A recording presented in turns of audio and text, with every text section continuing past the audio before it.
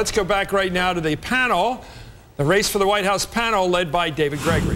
Thanks a lot, Chris. Rachel Maddow, welcome to the panel. Thanks. We haven't seen you tonight.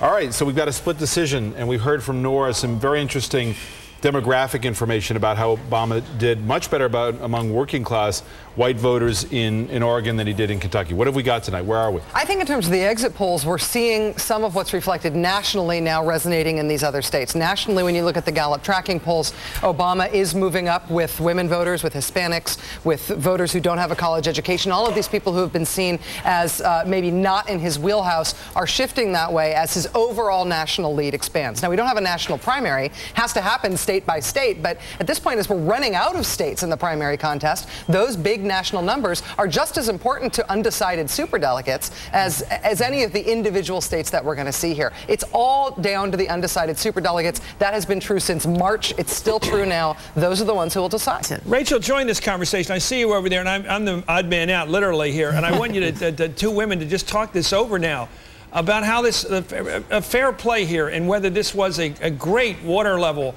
rise for women's opportunity in this country, or whether it was another unfair game. Rachel? You know, it's interesting. I was sitting on the couch next to Geraldine Ferraro this morning at the Today Show. I sat there thinking, I'm so impressed by her as a person, so impressed by what she has done. And then I think about how long it was after her vice presidential run before we got a woman get this close to being the presidential nominee.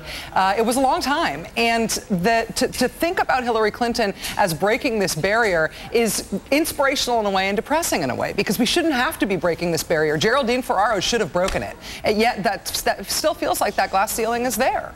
Well, what about all the governorships of the major states? I keep going back. I'm a student of politics. I'm not particularly have any other advantage except I look at like New York, Pennsylvania, California. You know, they don't have women governors. Doesn't the glass ceiling have to get past those that threshold first? Well, there are a lot of women governors, maybe not in those big states. I have always felt like that Americans are more willing to accept a woman as a governor than a woman as commander-in-chief of the armed forces in a federal sense as president, because the office of the presidency has become such a military leader type position. That's the way in which we define fitness for the presidency to a certain extent. And women governors, while they are commander-in-chiefs of their national guards, for example, it's seen as more of a taking care of position, a competence position, rather than a military leadership. That's a great sociological question, although it used to be defined as a job, President of the United States, that you had to have had military service, if not perhaps combat service, to serve as commander-in-chief. That all went out the door after the end of the Cold War, so these rules do change. Thank you very much, Rachel, for joining us. Thank you for staying with us, and thank you, Michelle Burnett, as always.